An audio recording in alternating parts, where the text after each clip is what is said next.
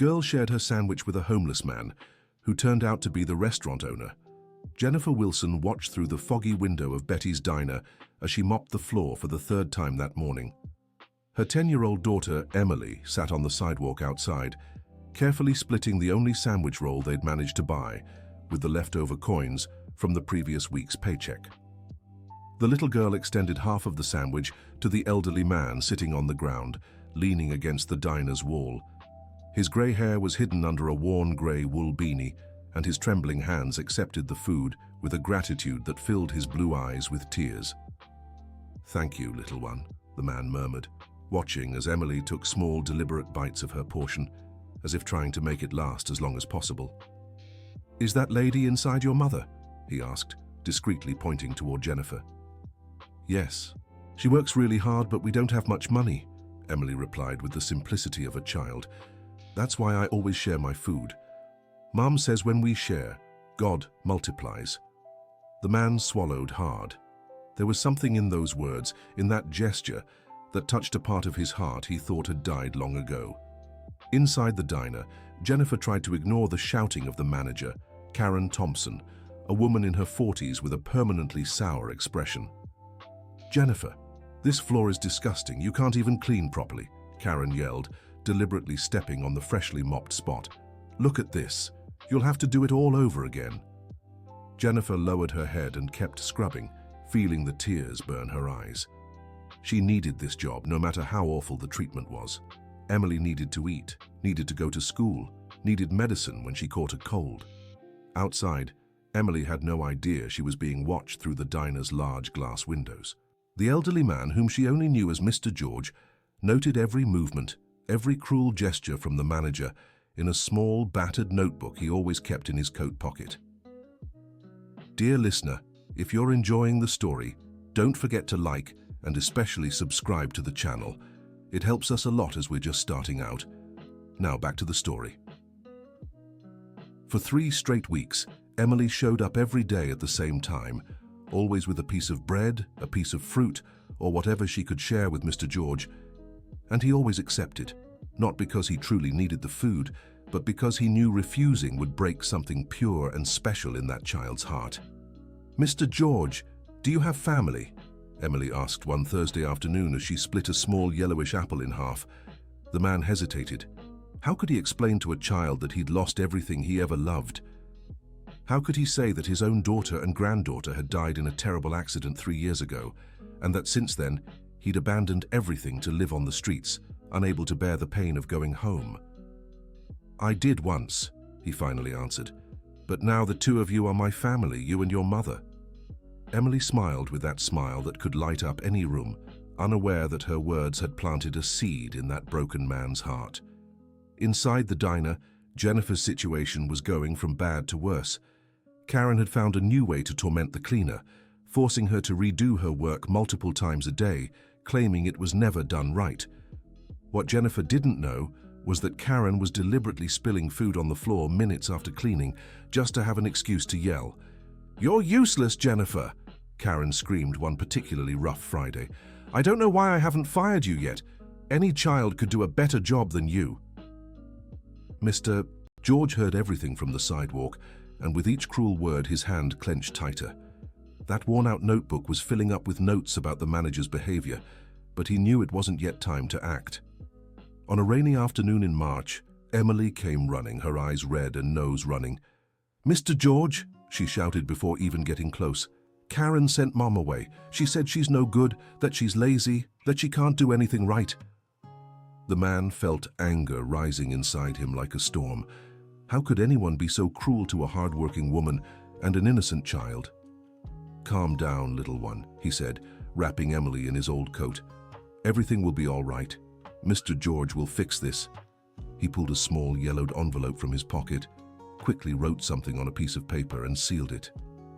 "Take this to your mother. Tell her to go to this address tomorrow at 2 in the afternoon. It's very important, okay?" Emily took the envelope carefully, as if it was something precious. She didn't know why, but she completely trusted that kind man who always accepted her food with such warmth. Jennifer received the envelope with suspicion. After 24 hours of crying over losing her job, she was desperate. She had spent her last savings buying milk for Emily, and now she didn't know how they would survive. The address on the paper led her to an elegant office building downtown. On the 12th floor, a law firm welcomed her with a kindness she hadn't expected. "Mrs. Jennifer Wilson," asked a middle-aged lawyer in an impeccable suit, "we have a job offer for you." "But I don't understand. How do you know who I am?" "You were recommended by someone who knows your work. We're offering you a position at our specialized cleaning company. The salary is $3,000 a month with full benefits." Jennifer nearly fainted. It was 3 times what she'd made at the diner. But something didn't add up. "Who recommended me? Why me?" "I'm afraid I can't reveal that information. I can only say this person is certain you're exactly what we need." As Jennifer signed the papers with trembling hands, Emily began noticing strange things. Mr. George, who was always sitting on the same sidewalk, sometimes disappeared for hours. And one afternoon she saw him talking to men in suits near the diner. On top of that, Karen had suddenly been transferred to another location in the restaurant chain. The new manager, a friendly woman named Rachel, treated all the employees with respect. "Mr. George," Emily said one afternoon, looking straight into his eyes, "you're not really a homeless man, are you?" The man sighed deeply. The time had come to tell the truth, at least part of it. "How did you figure it out, little one?" "Your eyes. Homeless people have sad, empty eyes. Yours are sad, but full of something. Plus, your hands are too clean for someone who sleeps on the street every day." The child's intelligence amazed him more each day. "You're right, Emily. I'm not an ordinary homeless man, but I'm also not the person I used to be. I'm in a complicated situation." "And Mom, did you help her get the new job?" "Your mother deserved a better opportunity. She's a hard-working, honest woman." Emily fell silent for a few minutes, processing this. Then, suddenly, her expression changed. "You let Mom suffer on purpose, didn't you? You could have helped sooner, but you just watched her take Karen's abuse." The accusation hit George like a punch to the gut. The girl was right, and it hurt more than any physical wound. "Emily, I don't want to talk to you anymore," she said, standing up abruptly. "You're a liar. Mommy cried every day because of that awful woman, and you knew and did nothing." For the first time in 3 weeks, Emily walked away without sharing her food. George was left alone on the sidewalk, feeling he had lost the only light he'd found in years of darkness. Dear listener, if you're enjoying the story, don't forget to like and especially subscribe to the channel. It helps us a lot as we're just starting out. Now back to the story. Jennifer started her new job the following Monday, but something bothered her. The company she'd been hired by provided services to the very restaurant chain where she'd worked before. And when she learned her first assignment would be at Betty's Diner itself, a terrible suspicion began to grow in her heart. "Mum, why are you acting so strange?" Emily asked on Tuesday, noticing Jennifer had barely touched her dinner. "It's just, there's something odd about this new job, sweetheart. It feels like someone's pulling strings to help us, but I don't know who or why." "Maybe it's Mr. George," Emily blurted out without thinking, immediately regretting it. "Who's Mr. George?" Emily told her mother everything. The shared sandwich rolls, their conversations, her suspicion he wasn't really homeless, and finally, their argument. Jennifer grew thoughtful. The next day, when she arrived at the diner for work, she glanced at the sidewalk outside. There he was, an elderly man with a white beard and a gray wool beanie, sitting exactly where Emily had described. During her lunch break, she approached him. "Are you Mr. George?" The man looked up, and Jennifer was struck by the intelligence and sorrow in his eyes. "That's me. And you must be Jennifer, Emily's mother. Did you help us get this job?" George hesitated. Lying now would only continue the mistake he'd made with Emily. "Yes, I did. Why? Who are you really?" "I'm someone who lost everything that mattered in life and found in the two of you a reason to try living again." Jennifer sat beside him on the dirty sidewalk, not caring if anyone from the diner saw her. "Then why didn't you help sooner? Emily told me you saw how that woman treated me." George closed his eyes, remembering the hurt on Emily's face when she confronted him. Because I was testing people. I wanted to see who truly had a good heart and who didn't. But I didn't realize how much you'd suffer in the process. That was selfish of me. Emily's hurt because of you. I know. And she has every right to be. A 10-year-old shouldn't have to teach me right from wrong, but that's exactly what she did. Jennifer studied his face for a long moment. There was sincerity there, but also deep secrets. Who are you really, Mr. George? My real name is George William Thornton, and I own this restaurant chain. Jennifer's world spun. She was talking to one of the wealthiest businessmen in the city, a man she'd seen on TV many times. Yet here he sat on a dirty sidewalk, dressed like a homeless man. I don't understand, she murmured. 3 years ago, I lost my daughter Amanda and my granddaughter Sophie in a car accident. They were all I had. After the funeral, I couldn't go home, couldn't work, couldn't live. I left everything to the managers and took to the streets. But why keep pretending to be homeless? Because on the streets, I discovered terrible things about my own company. Employees mistreated, managers abusing their power, good people humiliated. I'd built an empire, but had no idea what truly happened inside it. Jennifer began to understand, but there were still questions. What about Karen? Did you do something to her? Karen was transferred, not fired. She'll receive training on how to treat employees. If she doesn't improve, then she'll be let go. I don't believe in punishing people without giving them a chance to change. And what do you want from us now? I want to apologize. To you, and especially to Emily. She taught me that real kindness doesn't wait, doesn't test, doesn't judge. It simply acts. That night, Jennifer told Emily everything. The girl listened quietly, processing each piece of information. Is he very rich, Mom? Very rich, sweetheart. Then why was he on the street? Because he was very sad. Sometimes when people get too sad, they do strange things. And now he wants to be our friend again. I think he wants to try, but the decision is yours.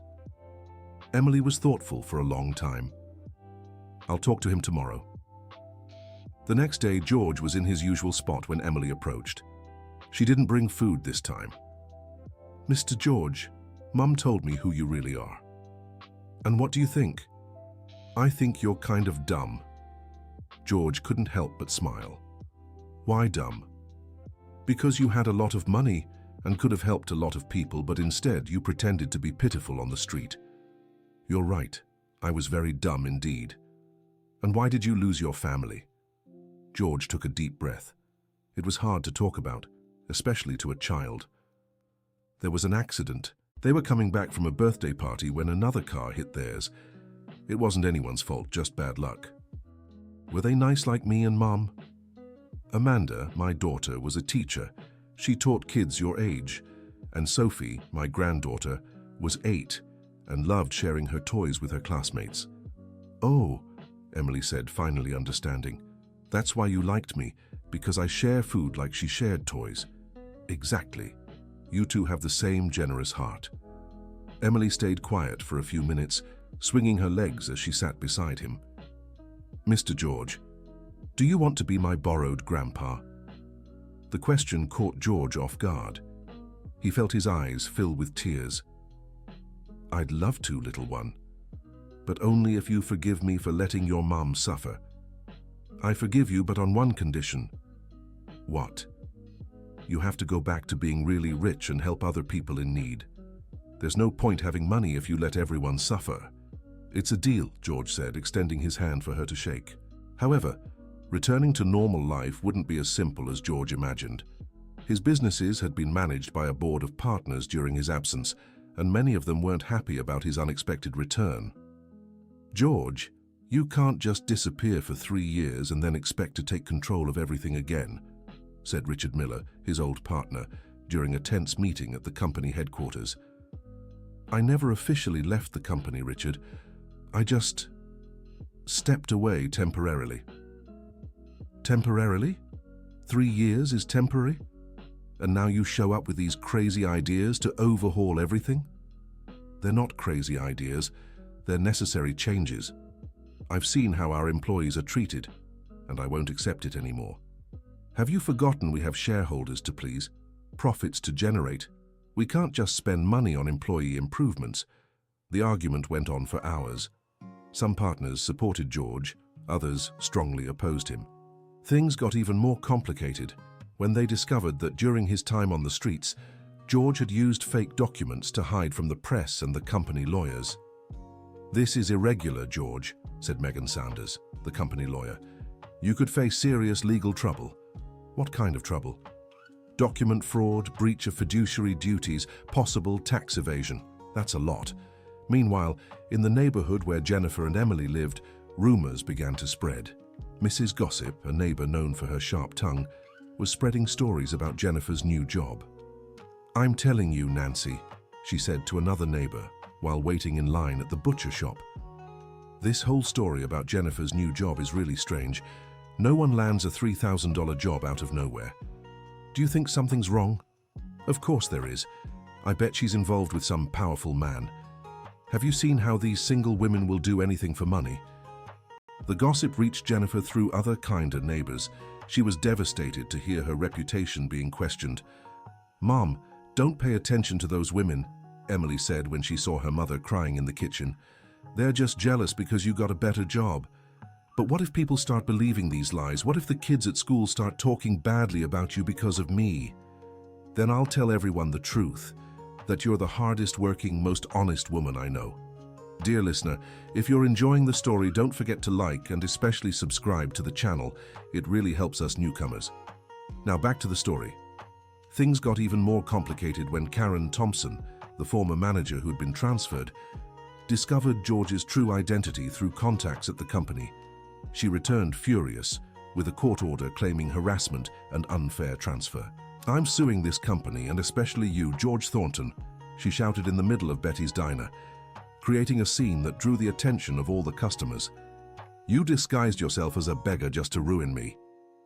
"Karen, you were transferred because your treatment of employees was inappropriate," George replied calmly, trying to avoid a bigger scandal. "Inappropriate? I just demanded efficiency. Jennifer was a terrible employee, and everyone knew it." "Jennifer is one of the most dedicated workers I've ever met," said Rachel, the new manager, stepping into the argument. "Since she came back, the cleaning quality has improved a lot." "Came back? How? She was fired, and then rehired by the outsourcing company, with better pay and decent working conditions."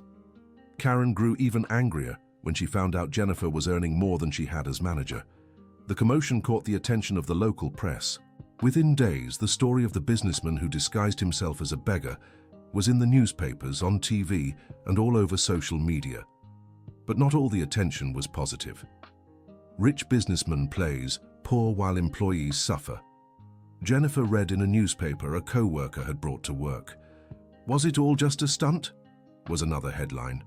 George was being portrayed either as a hero who uncovered his company's problems or as an unstable man who abandoned his responsibilities on a whim. "Mr. George is on TV," Emily said, running into the kitchen where Jennifer was making dinner. They turned on the TV and saw George being interviewed by an aggressive reporter. "Mr. Thornton, what do you say to accusations that this was all just a marketing ploy?" "It wasn't marketing. It was a man trying to cope with a pain that almost killed me," George answered firmly. "But don't you think disguising yourself as a beggar is problematic? Isn't it offensive to real homeless people?" "That's a fair question. And maybe I was wrong. But what I learned during that time was real. The pain I saw, the injustices I witnessed, all of it was real." "And now? What do you plan to do with your companies?"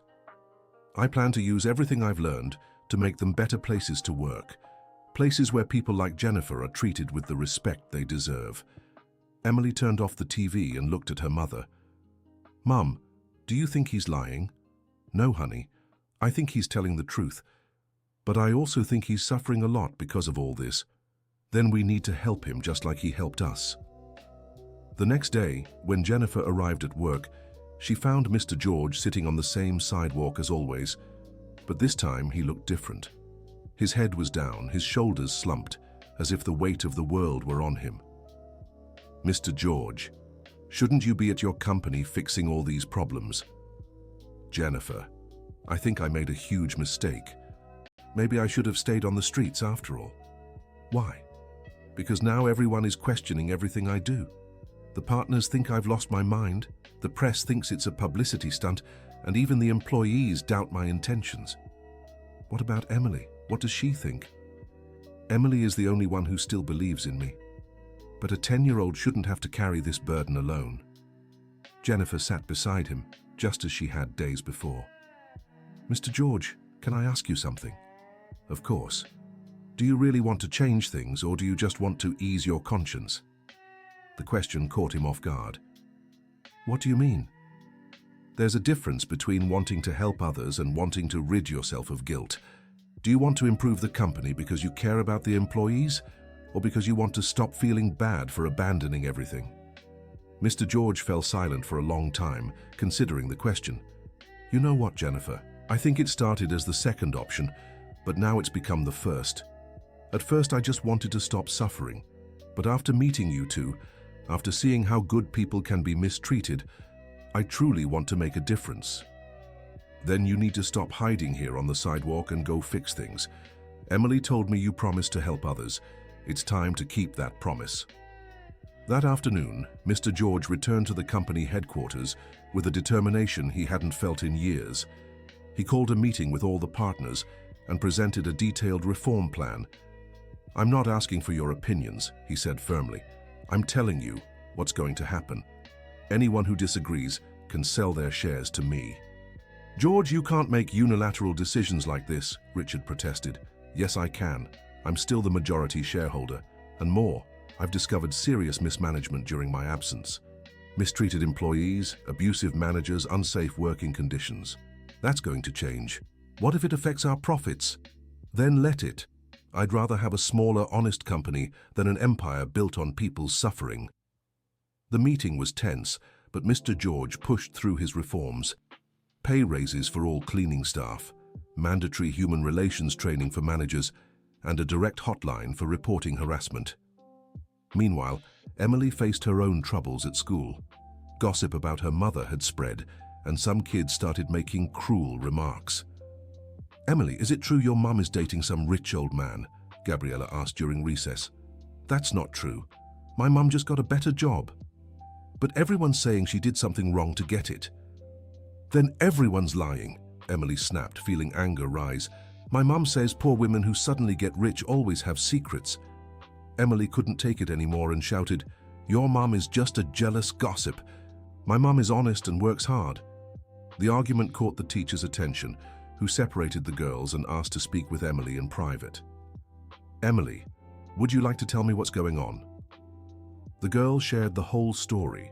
The shared sandwiches with Mr. George, the discovery that he was wealthy, her mother's new job, and the cruel gossip spreading around. And you're absolutely sure your mother did nothing wrong?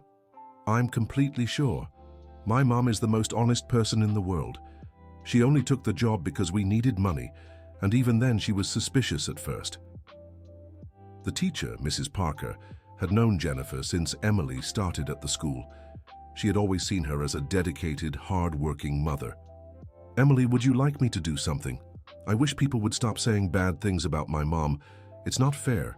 You're right, it really isn't fair. Mrs. Parker had an idea. The next day, she invited Jennifer to give a talk at the school about overcoming challenges and dignity in work. Jennifer was nervous about the invitation, but eventually accepted. During the talk, she told her story simply and honestly. She spoke about the struggles of raising a daughter alone, the importance of dignified work, and how a child's kindness could change someone's life. Sometimes people make up stories about things they don't understand, she said to the parents and teachers present. But the truth is simple. I've always worked honestly, and I still do. The only difference is now I have a job that pays better and treats me with respect. The talk was a success. Many parents who had believed the gossip changed their minds after meeting Jennifer in person. Mrs. Gossip, the nosy neighbor, was there and turned red with shame when she realized how unfair she'd been. Meanwhile, George's situation at the company remained complicated. Karen had hired a lawyer and filed a lawsuit for emotional damages and harassment. Some media outlets were heavily promoting her version of the story. Former employee reveals Wealthy businessman fabricated beggar story to sabotage me, read the headline of a sensationalist newspaper. Karen Thompson tells her side. I was targeted for doing my job right, said another. The pressure was becoming unbearable. Some clients began cancelling contracts, worried about the company's image. The partners were growing increasingly nervous. George, you need to do something, said Megan Sanders, the lawyer. This situation is spiraling out of control.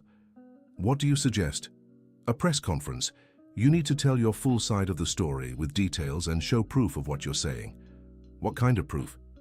The notebook where you recorded the mistreatment, recordings if you have them, testimonies from employees, anything that proves Karen really mistreated people.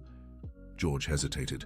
Exposing everything publicly would also mean exposing Jennifer and Emily, and he didn't want to cause them more trouble. What if I don't want to expose the people who were mistreated? Then it'll be your word against hers, and frankly, her story sounds more convincing to the public. That night, George went to Jennifer's house to talk. It was the first time he visited their small apartment on the second floor of a modest building in Greenview Heights. "Mr. George," Emily shouted as she opened the door, "you came to visit us." "Yes, I did, little one. I need to talk to both of you about something important." Jennifer served coffee and cookies, and they sat in the small living room. George explained the whole situation. Karen's lawsuit, the media pressure, the lawyer's suggestion to hold a press conference. "But I don't want to expose you two. I've already caused you enough trouble."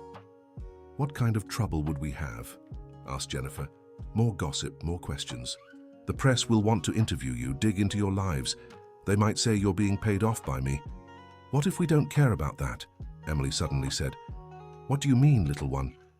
If we tell the truth, the good people will believe us, and the bad ones will talk no matter what we do." Jennifer looked at her daughter with pride. At 10 years old, Emily already had wisdom many adults took decades to learn. "Emily's right," said Jennifer. "If our story can help you and others going through similar situations, then it's worth telling. But are you sure? Once this goes public, there's no turning back." "We're sure," mother and daughter replied in unison. The press conference was scheduled for the following Friday. Mr. George spent the week preparing all the documents and evidence. The notebook where he recorded the mistreatment was filled with details about Karen and other problematic managers' behavior. On the day of the conference, the company's auditorium was packed. Journalists from various outlets, lawyers, some employees, and even onlookers were present. "I want to start by apologizing," Mr. George said into the microphone. "I'm sorry for neglecting my responsibilities as a business owner, for allowing employees to be mistreated in my absence, and for creating a situation that caused innocent people to suffer." He told the whole story, from the tragedy that devastated his family to meeting Emily and Jennifer. He showed the notebook with his records, read testimonies from mistreated employees, and presented documents proving the misconduct. "The truth is, I was running from my pain," he said, his voice breaking. "And in running, I let others suffer." Karen Thompson was just a symptom of a bigger problem, a company that grew without strong human values. When it was time for questions, the journalists were direct. "Mr. Thornton, where are the people you claim to have helped? Why aren't they here to confirm your story?" "'Cause I didn't want to expose them any further. But if they choose to speak, that's their decision." At that moment, Jennifer and Emily walked into the auditorium. They had agreed to arrive later so Mr. George could share his side first. "We want to speak," Jennifer said into the microphone. The room fell completely silent. "My name is Jennifer Wilson, and this is my daughter Emily. I worked as a cleaner at Betty's Diner and was mistreated every day by the manager, Karen Thompson." Jennifer told her story, from the first days of humiliation to the unfair dismissal. Emily talked about the shared sandwich rolls and how Mr. George had become part of their lives. "I didn't know he was rich," Emily said with a child's honesty. "I just knew he was sad and that he accepted my food kindly. When I found out who he really was, I was mad because he let my mum suffer. But then I understood he was hurting too." The journalists' questions continued, but the tone had shifted. Jennifer and Emily's presence had humanized the entire story. "Mrs. Wilson, Don't you find it odd that you got a better job right after meeting Mr. Thornton? Of course I did. That's why I was suspicious at first. But then I realized he genuinely wanted to help. And even if he didn't, I deserved that job. I've always worked hard. Aren't you afraid people will assume there's something more between you? People can think what they want. I know who I am and what I've done. My conscience is clear. The press conference ended with George announcing the creation of the Emily and Jennifer Foundation, aimed at helping working mothers in socially vulnerable situations. This foundation isn't about redeeming myself, he said. It's about making sure other Jennifers don't have to go through what she did, and that other Emilys don't see their mothers crying because they're mistreated at work. The response to the press conference was overwhelmingly positive. The story touched thousands of people, and many employees from other companies began reporting similar mistreatment. Karen Thompson, seeing that public opinion wasn't on her side, dropped the lawsuit. But not everything was perfect. Some of George's competitors started spreading rumors that it was all just an elaborate marketing stunt. They said the story was too good to be true. Is it all just an act? Questioned a business magazine. The story too perfect to be real, speculated a popular blog.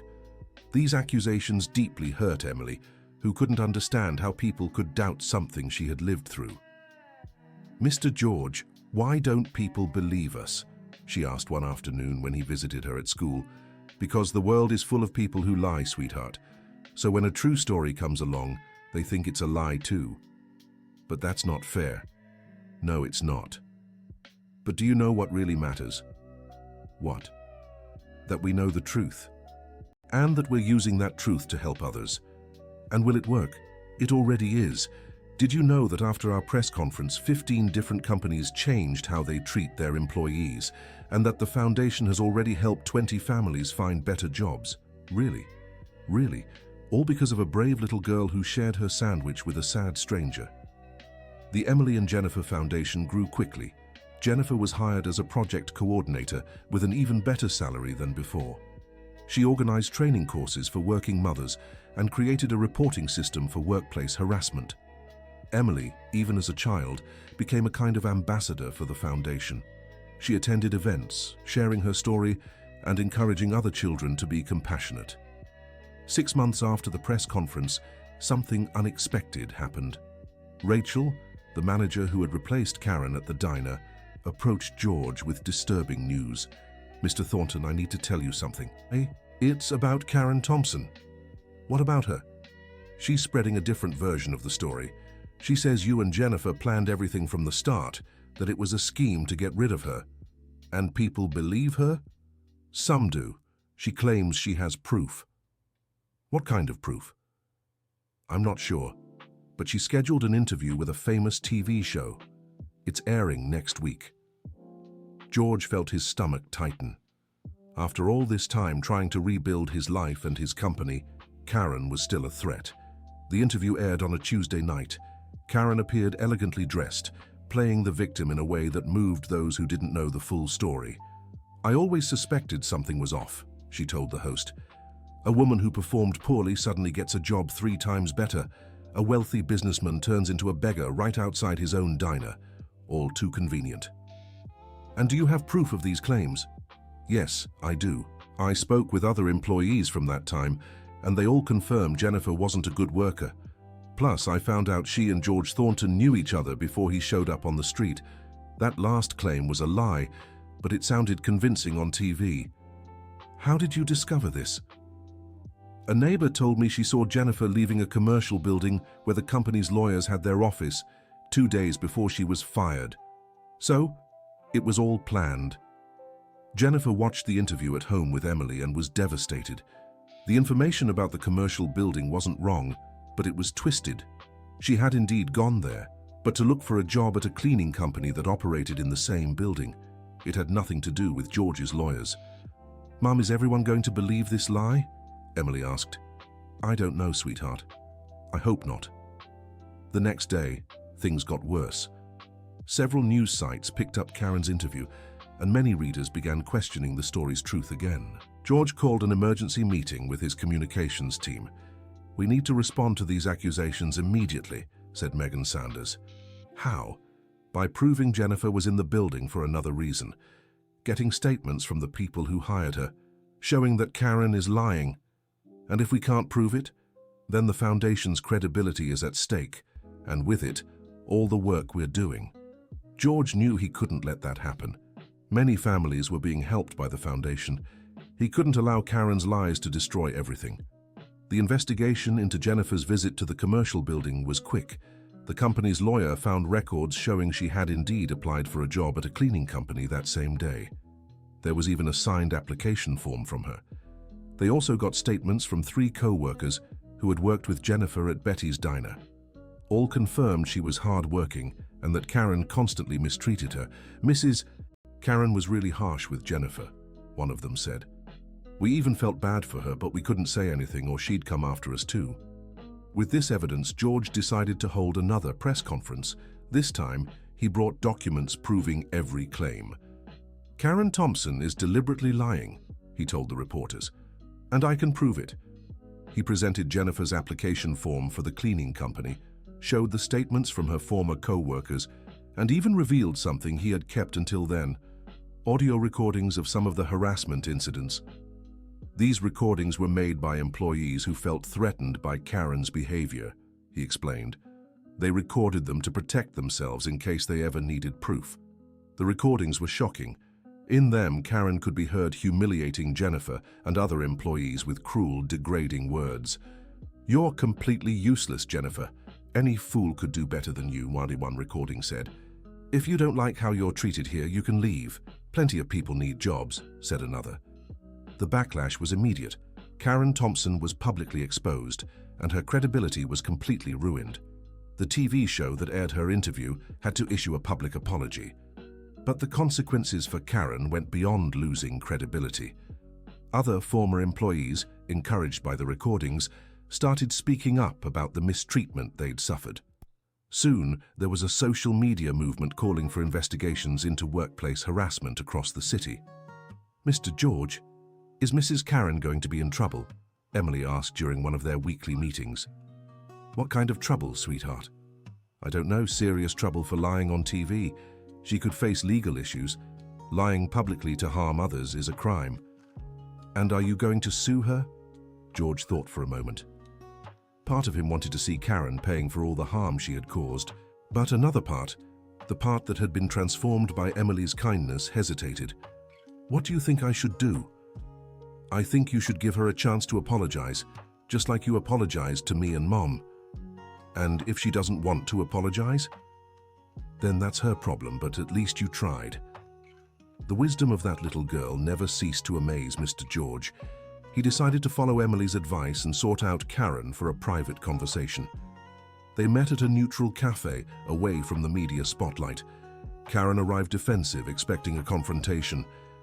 Karen, I didn't come here to fight with you, said Mr. George. I came to offer you an opportunity. What kind of opportunity? The chance to admit your mistakes, make a public apology and start over. In return, I won't file a lawsuit against you. And why would you do that? Because I've learned that holding on to anger only hurts the one who holds it. And because I believe people can change. Karen stayed silent for several minutes. She was facing the real possibility of legal action and having her name permanently tarnished in town. What exactly do you want me to do? Admit publicly that you lied, apologize to Jennifer and the other employees you mistreated, and take a course on workplace relationships. And if I do that, you promise not to sue me. I promise. In fact, I might even help you find a new job, as long as it's a position where you don't have authority over other employees. Karen accepted the offer. A week later, she appeared on a TV show, confessing her lies and making a public apology. I was angry about being transferred, she said. And that anger led me to make up lies to get revenge. I especially apologized to Jennifer Wilson and her daughter Emily, who didn't deserve any of this. Karen's confession finally put an end to the controversy. The foundation began to grow again, and the story of Mr. George, Jennifer, and Emily became a national example of how small acts of kindness can change lives. But there was still one important chapter left in this story. Mr. George had changed a lot since meeting Emily, but there was still a deep wound in his heart. the pain of losing his daughter and granddaughter. One Sunday afternoon, while visiting Jennifer and Emily, the little girl asked him an unexpected question. "Mr. George, do you still cry when you think about your family?" "I do, sweetheart. The longing never completely goes away. But do you think they'd be sad to see you suffering so much?" The question struck Mr. George like lightning. He had never thought of it that way. "What do you mean?" "Well, if I were gone and Mum stayed sad forever, I'd be worried up in heaven. I'd want her to be happy again." "Do you think Amanda and Sophie would feel that way?" "I think so. They must be happy because you're helping so many people. That's probably what they wanted, right?" That night, Mr. George went home and for the first time in 3 years, entered Sophie's room. Everything was exactly as she had left it. Dolls neatly arranged on the shelf, children's storybooks, drawings taped to the wall. He sat on the small bed and looked at a photo of his smiling granddaughter. For a moment, he could almost hear Sophie saying the same words as Emily. "Grandpa, I want you to be happy again." In the days that followed, Mr. George began a process he had avoided for 3 years, sorting through Amanda and Sophie's belongings, not to erase the memories, but to honor them in a healthy way. He donated the clothes to children in need, but kept a few special items. Sophie's books went to the library at Emily's school. Amanda's teaching materials were donated to the foundation to be used in training courses. "Are you feeling better now?" Emily asked when he shared what he had done. "Yes, I am. For the first time in a long while, I feel like they would approve of my choices." George's transformation was noticed by everyone around him. He began smiling naturally again, making plans for the future, and fully immersing himself in the foundation's work. A year after their first encounter on the sidewalk, the Emily and Jennifer Foundation had helped over 200 families. Jennifer became one of the most respected coordinators in the organization, and her story inspired other working mothers to never give up fighting for fair conditions. Emily, though only 11, became a young advocate for workers' rights. She gave talks at schools, always sharing her story in a simple and touching way.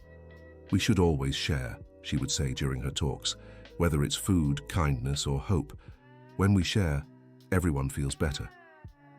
George had found not just a new purpose in life, but also a family. Jennifer and Emily became the most important people to him, and he became the father and grandfather they never had. On the Foundation's 2nd anniversary, they held a big event at Betty's Diner. The place where it all began now hosted hundreds of people celebrating a story of transformation and hope. 2 years ago, George said into the microphone, "I was a broken man sitting on a sidewalk. Today, thanks to a little girl with a huge heart and a warrior of a mother, I've found a reason to live again." He looked at Emily, seated in the front row beside Jennifer. "Emily taught me that kindness is the most powerful force in the world, that a simple gesture can change destinies, that when we reach out to someone, it doesn't matter who we are or where we come from. And Jennifer taught me that dignity at work isn't a privilege, it's a right, that every mother fighting for her children deserves respect. That honesty is worth more than any wealth." The event ended with a surprise George had secretly prepared. He announced the creation of a scholarship program in memory of Amanda and Sophie, dedicated to the children of working mothers. "Amanda was a teacher who believed in education," he said emotionally. "Sophie loved learning. Nothing would honor their memory more than investing in other children's futures."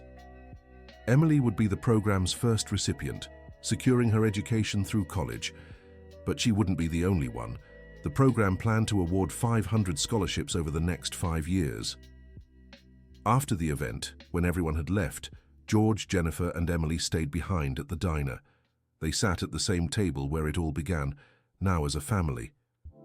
"Mr. George," Emily said, pulling a small package from her backpack, "I made something for you." She handed him a crayon drawing. It showed an older man, a woman, and a little girl holding hands and smiling. At the top, written in careful childlike letters, were the words, "My heart's family." George held the drawing with trembling hands, feeling tears well up once more, but this time they were tears of gratitude, not sorrow. "Thank you, little one," he murmured. "Thank you for teaching me that family isn't just who we're born with, but also who we choose to keep close. And thank you for teaching me that sometimes people just need time to heal." Emily replied with her childlike wisdom. Jennifer watched the scene, reflecting on how unexpectedly life can change. A year and a half ago, she had been desperate, humiliated, and without hope. Now she had a job she loved, a secure future for her daughter, and a family she had chosen to have. "You know what I learned from all this," she said. "What, Mum?" "That kindness always comes back. Sometimes it takes a while, sometimes it comes from where you least expect it, but it always comes back." End of story. What did you think of this story of transformation and hope? Do you think Emily was right to forgive Mr. George, even after finding out he could have helped sooner? And Jennifer, did she do the right thing by trusting a stranger? Share your thoughts in the comments and let us know where you're watching from. If you know someone who's been through similar situations, share this story. Don't forget to like and subscribe to the channel so you don't miss other heartwarming stories like this one.